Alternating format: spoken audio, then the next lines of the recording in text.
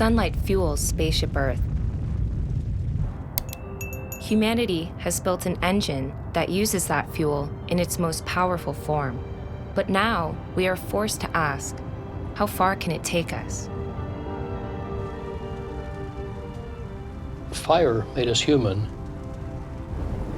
in the past few hundred years, and fossil fuels made us modern.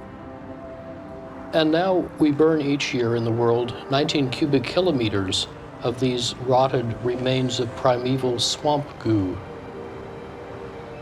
The fossil fuels have created our wealth. They've really created our civilization. They have enriched the lives of billions of people. But they have rising costs to our security, economy, and environment that are eroding, if not outweighing, their benefits. That's why we need a new fire that makes us safe, secure, healthy, and durable. You have to look at the scale of our energy supply system. It's huge. It's been built up over more than a century. You're not going to quickly replace it. The amount of investment that would be required would be fantastic. Oil is very unique. It's very dense. It's easy to store. It's easy to move around the world. If you project the amount of energy that's in a barrel of oil, it's about 6 billion joules of energy. And if you translate that into how much work would that be for a human being to generate that much energy? I think it works out to in the order of 6 years. And if you had that person paid at US minimum wage, that barrel of oil would be worth something like $140,000.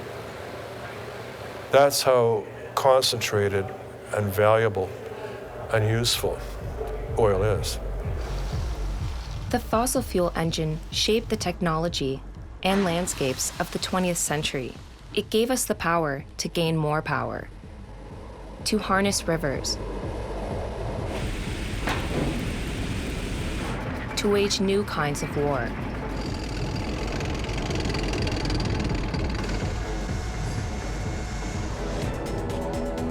to unleash the energy of the atom.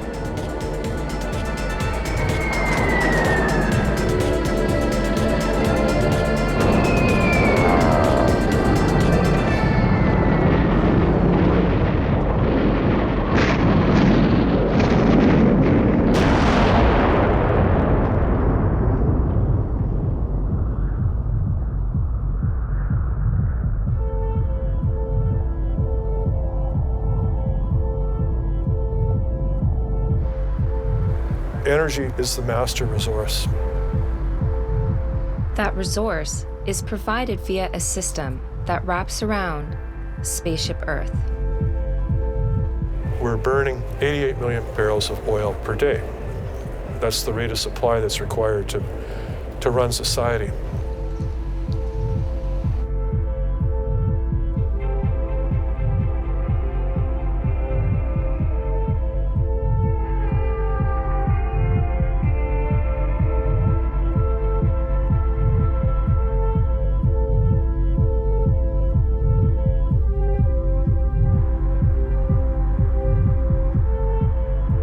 Fossil fuels also involve huge flows of money.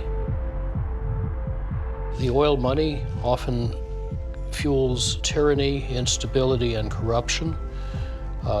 It is behind many of the conflicts in the world.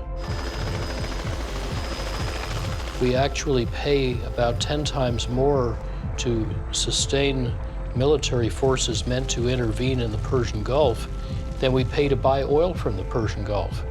This is obviously crazy. But it is an addiction we have fallen into and need to cure ourselves of.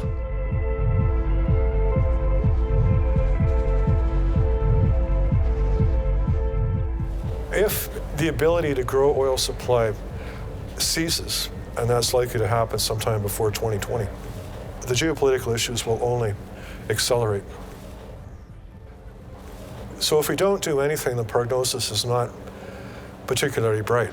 I mean, for the economy, for geopolitical disruptions, for wars, for actual physical shortages.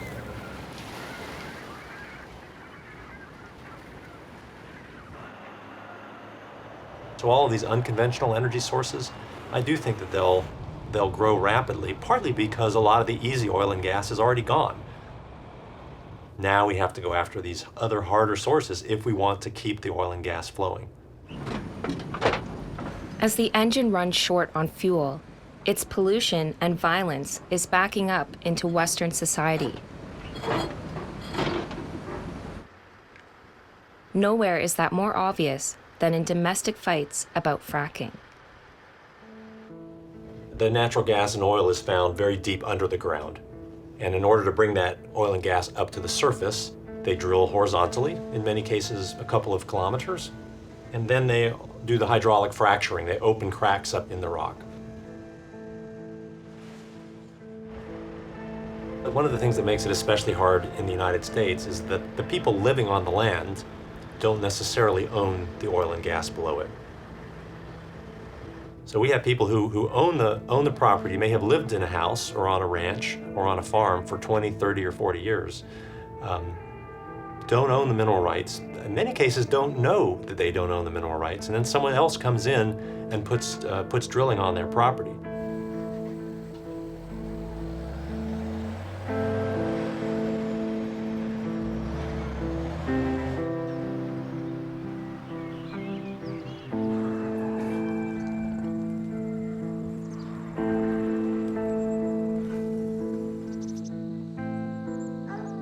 Yes, you have different opinions. When they heard they were coming in, a number of people are excited because most of the people have leased their land. So I would say over 90% in our county are leased. So they're encouraged to get royalties, so they're looking forward to that. So they're hoping to get some extra money. And a lot of people need money. They're in difficult situations with the economy.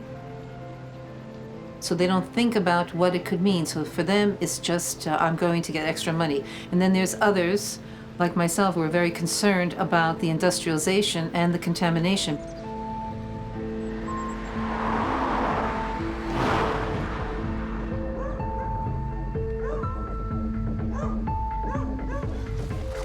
The well is back here.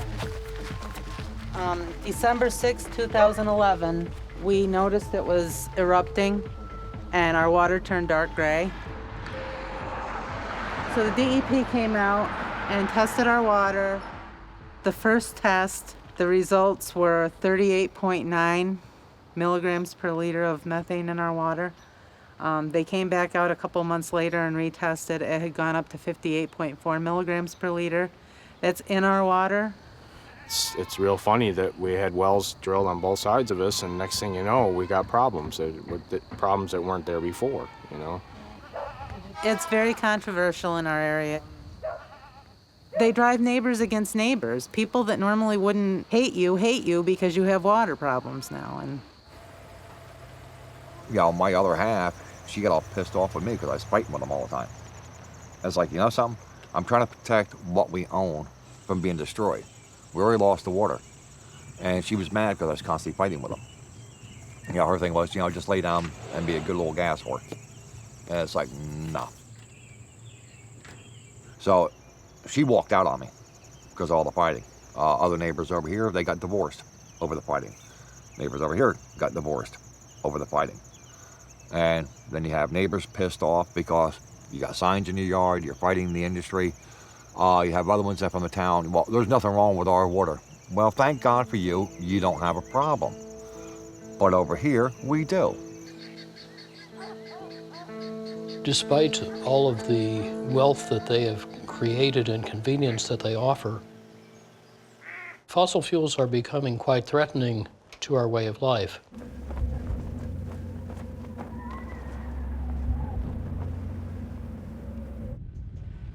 É o que eu digo de uma crise civilizatória. E uma crise civilizatória não tem como ser enfrentada a não ser por todos. Uma mobilização de todo o tecido social na forma não apenas de um questionamento à nossa maneira inadequada de fazer as coisas, mas, sobretudo, um questionamento de natureza mais profunda, à nossa forma inadequada de ser. É disso que se trata, e isso é válido para o Brasil, para o Japão, para Altamira ou para Nova York. Countries are responding to that crisis by tapping whatever energy sources they have available. In Brazil, hydropower is favored. It is one of our ship's greatest renewable resources. Globally, only about 1/3 of its potential has been tapped. O Brasil tem uma abundância de rios. Nossa matriz energética ela é basicamente feita pelo aproveitamento dos rios.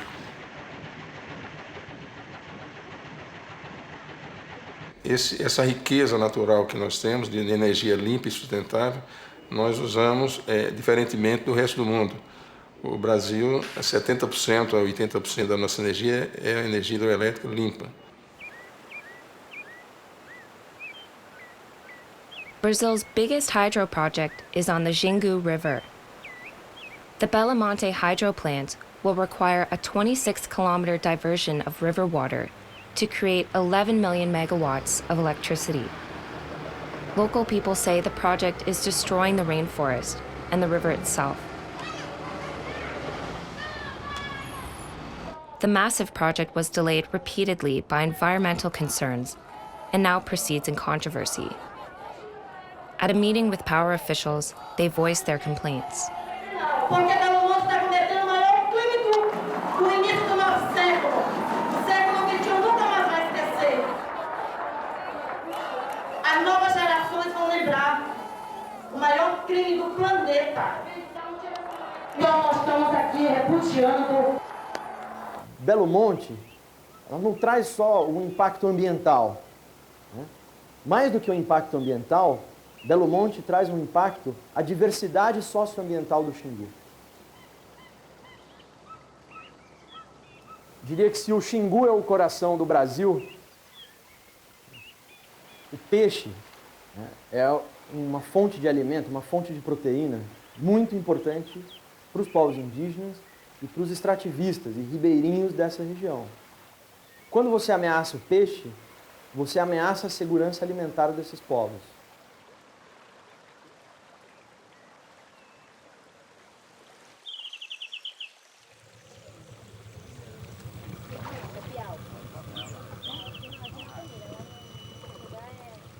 Que é exclusivamente para enganar a gente, para mentir, para quem não vai dar esse impacto todo. Isso não vai dar esse impacto todo.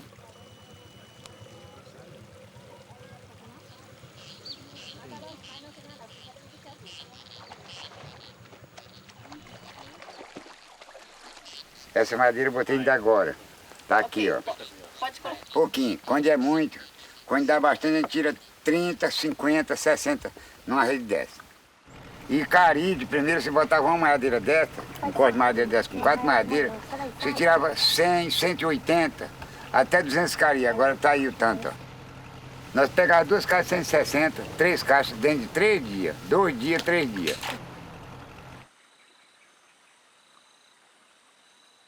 Hoje nós passamos 5 dias e não pega 3 caixas de 160.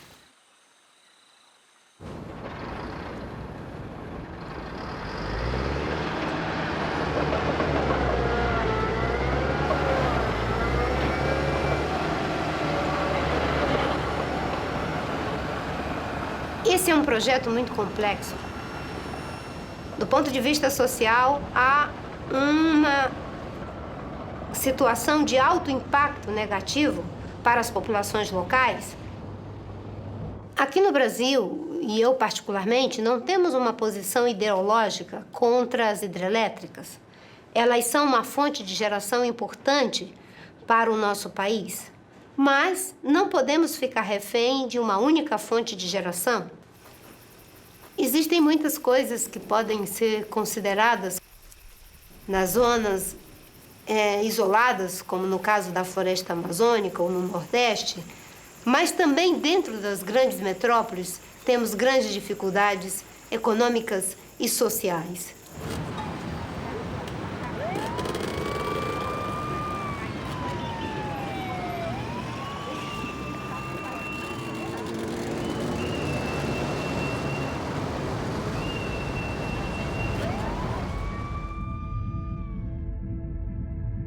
Other countries have found ways to tap their natural energies without creating environmental disasters.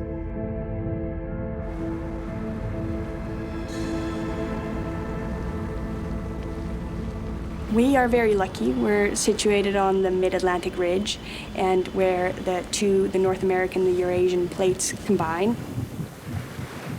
We are a volcanic active country that has the geothermal resources underneath to tap into. We've been using geothermal obviously for a long time. It used to be for bathing, for heating houses. Women used it for washing clothes, and that was a big thing in Reykjavik. And then in 1930s, we started really harnessing the heat for district heating, and that was the first we used. And then later on, we started producing electricity. Tapping that power allowed cold and barren Iceland to become self-sufficient in food. Vegetable growing in Iceland started around 1940. Geothermal makes it possible to grow inside of these greenhouses all through the year. Iceland can produce enough vegetables, peppers, cucumbers, tomatoes, anything that grows inside a greenhouse we can produce, and we have enough geothermal energy, and we have enough electricity, and we can even we can produce that much that we can feed a lot of Europe with our growing.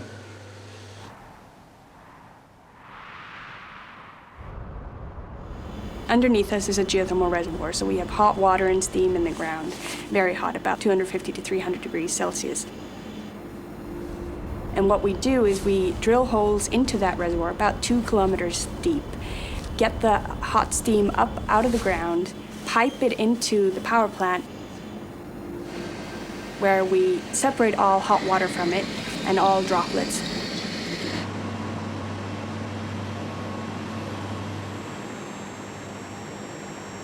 Take it into a turbine and generator set and produce electricity. We use the hot water that comes out of the turbine to preheat cold water from the ground, and then we heat that water even further up with the hot water and then send it to Reykjavik for district heating.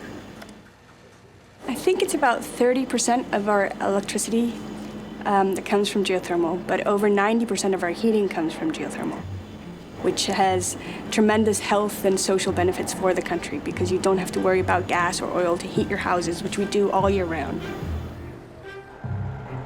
So the rest of Iceland's electrical production comes from hydro resources. We are a very renewable country. We make our electricity with either geothermal or hydro.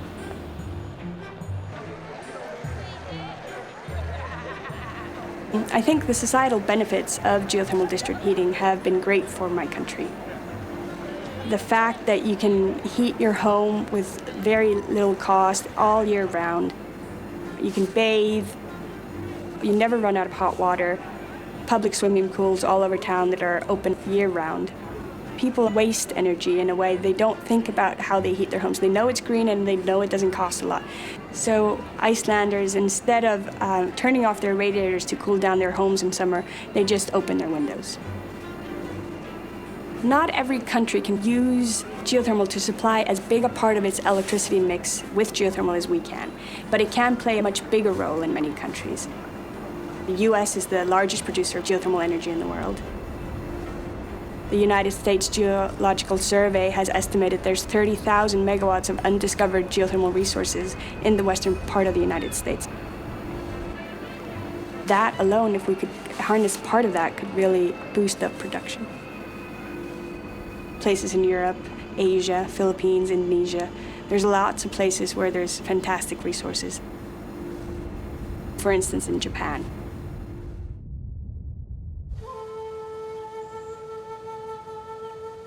Japan is also a volcanic island with abundant geothermal resources. But its hot springs are sacred spaces.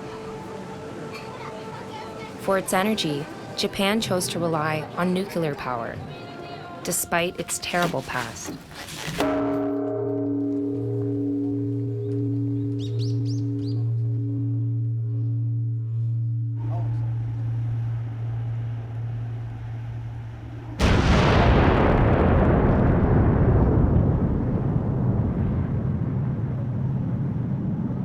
Really, the origination of all of it was the nuclear weapons program. The atom had this ability to create energy. If you did certain things to it, you could get it to split certain atoms, and then they released this energy.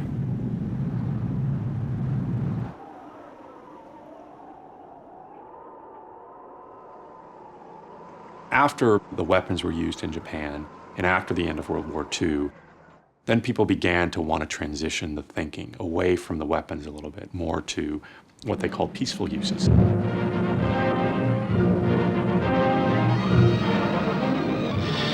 This too is atomic energy, harnessed by American scientific genius to benefit all mankind through dramatic new discoveries in industry and agriculture, biology and medicine. 10,000 scientists and engineers are at work to prove that atomic energy does not mean only the atomic bomb. That led, in many ways, to the nuclear power fleet. Most of the reactors that we have were licensed in the early 70s and between then and the early 80s. And they were designed in the 60s. After you paid for the reactor, it's cheap to operate. So that's a big factor in the staying power of nuclear. And the other piece is really the advantages from a climate perspective. People talk about nuclear as the solution to the climate problem. I don't think in the end of the day, because we don't have any real restrictions on climate emissions and carbon emissions, that utilities have actually decided to use nuclear for that purpose. The U.S. government under President Obama launched a program to support the development of nuclear power plants because of climate change. It seemed that finally nuclear power was going to make a big comeback. It was going to expand. In Japan, it was going to be perhaps 50% of electricity. It was being reborn in the United States. And you saw around the world a very upbeat view about nuclear power. And that was what people called the nuclear renaissance, where the Chernobyl, the terrible nuclear accident of 1986, was seen as being far in the past. And then came Fukushima.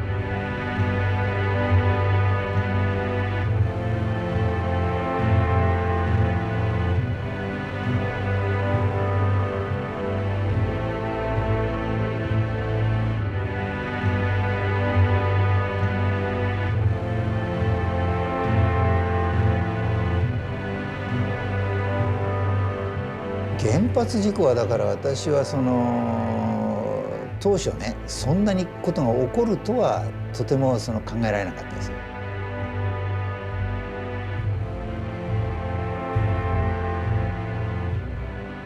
ああいう、爆発が起こるとか要するにそれなりに当然対応するだろうと。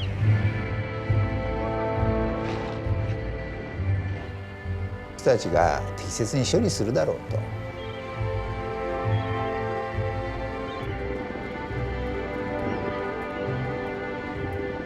そのぐらいのねセーフティーのいろいろ何が起こったらどうって種類のことは全部手打ってあるだろうから最悪のことにはならないだろうと思いながらずっと見てましたよね。だから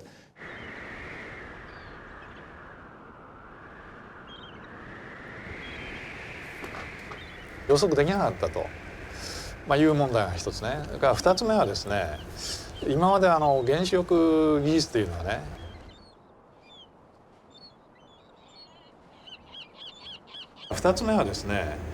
今まで原子力技術というのはね十分安全が担保されてねそれを推進してきたというふうに私も信じていたもんですからねそれが全く裏切られてしまったと、そこでですから非常に大きな反省はね原子力のような、そのひとたび事故が起きればね、大変な災害をもたらすような、危険な技術をね、人類社会がね、安全にこの管理していけるかどうかね。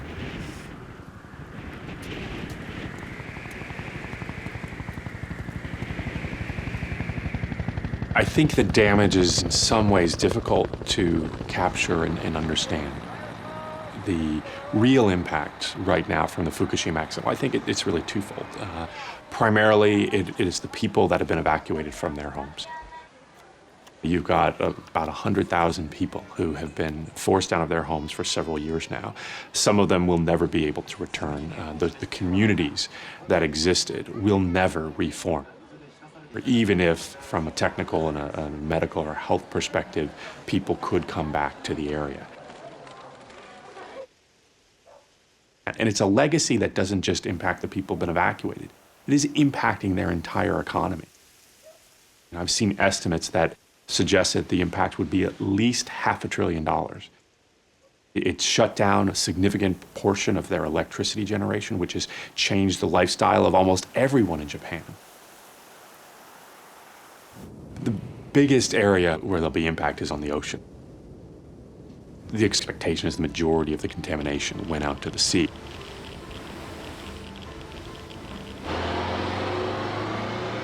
You had a natural event like the tsunami, which to some extent was a localized in time event. It happened and then the waters receded and you had a tremendous tragedy with people dying. Then you had a secondary effect, which was the impact of the nuclear power plant, which is a long-term crisis. So it's almost as if that tsunami has been made to last 40 years.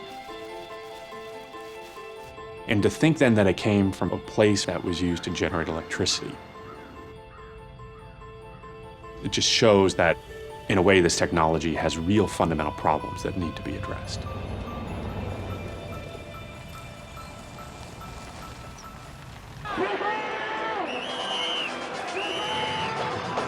Everywhere in the world, people reconsidered nuclear power. Now it's a nuclear patchwork. So it's a very mixed picture, and it's a far less self-confident, exuberant picture than it was just a few years ago. Some countries decided to continue, like France.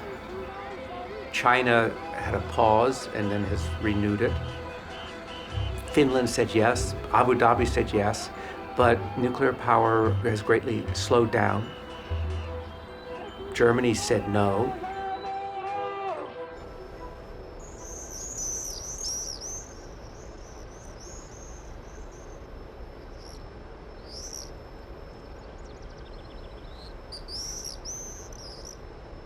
It is a deliberate decision to say the future of modern industrial societies is a climate-friendly, decarbonized industry. In Germany, people were on the one hand against nuclear energy, but at the same time in Germany, the mood was in favor of climate protection.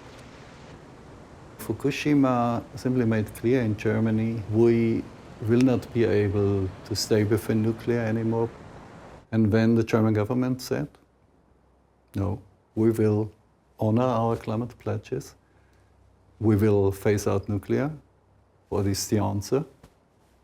Renewable energies. Why do you harvest energy in such an indirect way? Photosynthesis has an energy efficiency of 1%. So why not using the sunlight directly? It's a no-brainer, really, yeah? Even today, I mean, average efficiency rates are 12%, 15%, or sometimes 25%. Every person on this planet, more or less, has access to that energy. It is highly efficient and it has no side effects on the environment. So photosynthesis created life on Earth in the end as we know it, and it created agriculture and everything.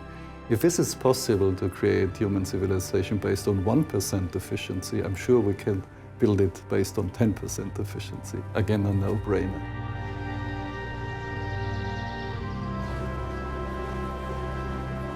Die Maschine hier und an vergleichbaren Standorten in Deutschland produziert ungefähr 5 bis 6 Millionen Kilowattstunden, je nach Windjahr. Ja, unser Ziel ist es eigentlich, dass wir zurzeit alle Privatkunden in unserem in unserem Netzbereich mit elektrischer Energie versorgen können. Das sind 190.000 Haushalte und das schaffen wir zurzeit auch mit unseren insgesamt über 100 Windmühlen, die eine nominelle Ausgangsleistung von 250 Megawatt haben. Wir haben in Deutschland eine Produktion aus der Windenergie heraus, die fast bei 10% liegt. Und von erneuerbaren Energien insgesamt sind wir, glaube ich, bei 27% zurzeit. Das heißt also, der größte Teil der erneuerbaren Energien wird aus den Windmühlen oder mit Windmühlen produziert. In other parts of the world, wind energy has all sorts of critics. Wind is like hydrocarbons. There's sweet spots and then there's the rest, right? Wind has to be located in very good locations. The other issue with renewables like wind and solar is intermittency. And it's storing that energy during periods when there's no wind. And the typical backup for that is fossil fuels. When the wind is blowing, we generate with wind, but when it's not, then we have to fall back on something reliable. Otherwise, the grid becomes, very unstable.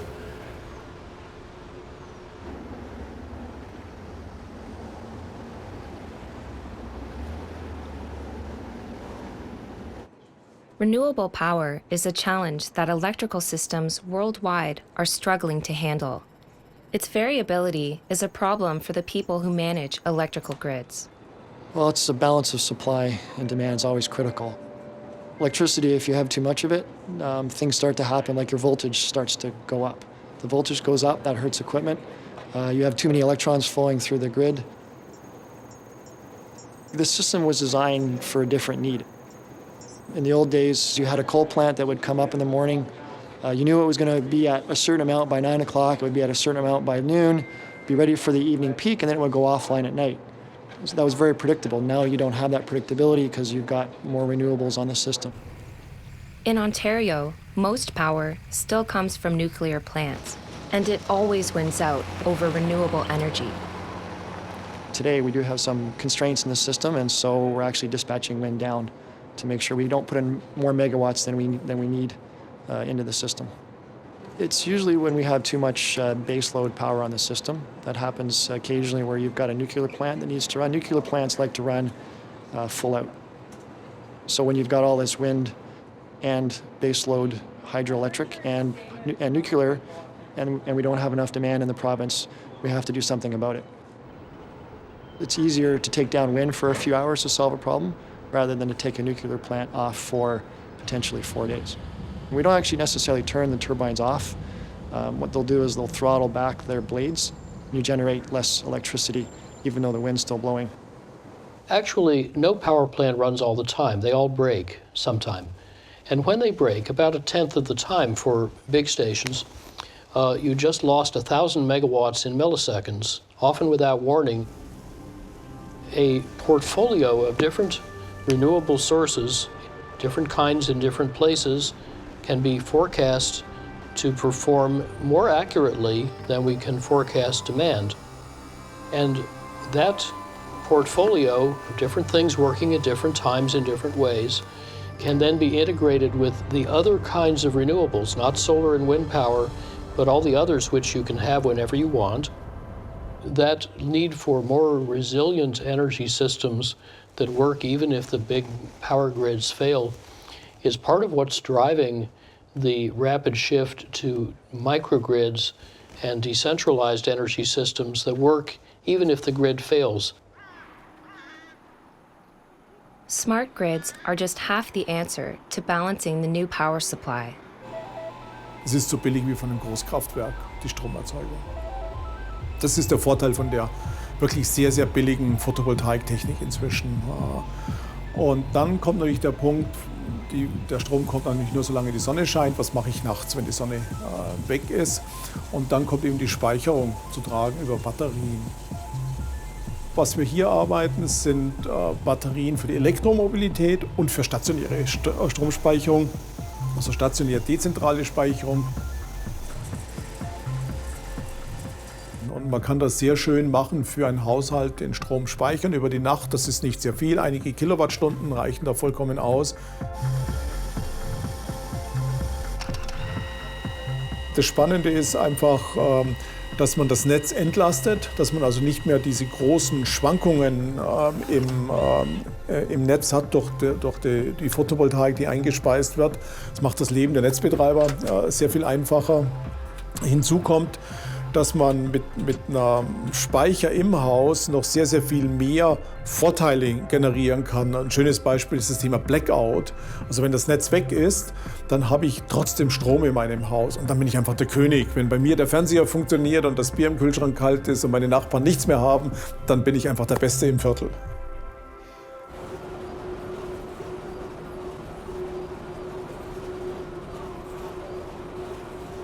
In North America, there is considerable opposition to wind farms. Oh, we thought they were a good idea when we first heard that they were going up, say, in the Ripley area, until a fellow that I used to work with years ago, he was getting sick, and his wife especially was getting really sick.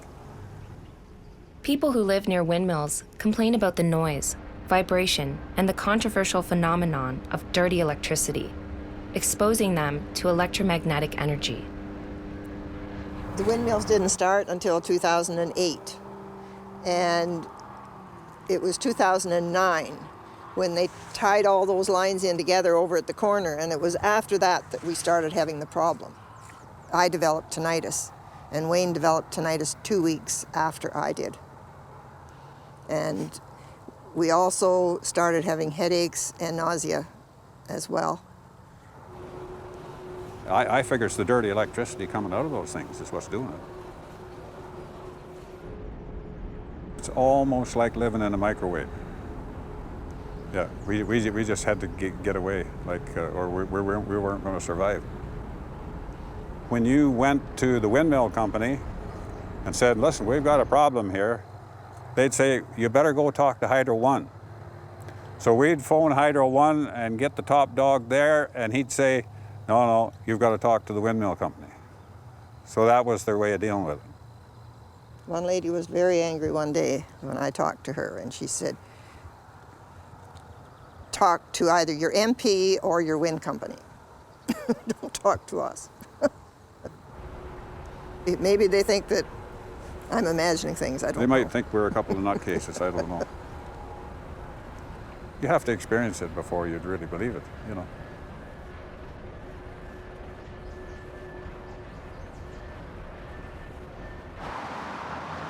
Es gibt in unserer Gesellschaft immer Menschen, die unter technischen Aspekten leiden müssen. Das sind die Anwohner einer Autobahn oder die Menschen, die in der Nähe von einem Flugplatz wohnen. Und dementsprechend muss man natürlich auch in der Energieproduktion letztendlich akzeptieren und tolerieren, dass Produktionsstätten eben auch in der Nähe von Menschen gebaut werden. But in Germany, wind farm complaints are fewer, partly because towns own the systems. Wenn Menschen von den Kraftwerken betroffen sind, durch eben den visuellen Impact, den wir dort haben, ist es natürlich auch nur gerecht, wenn sie an den Kraftwerken selber mit verdienen.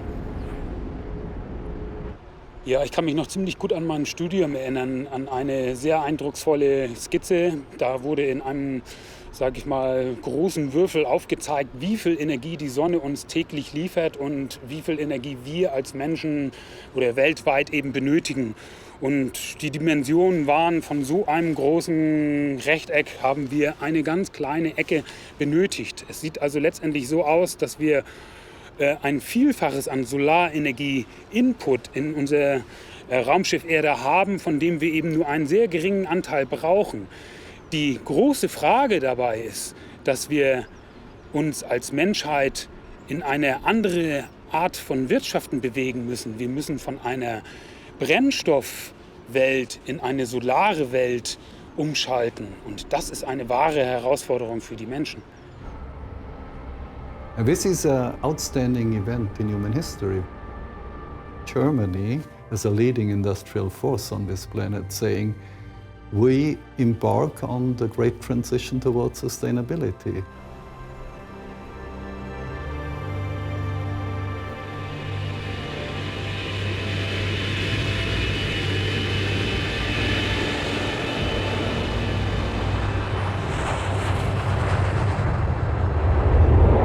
I think there's not a chance that collectively renewables can replace the current energy throughput.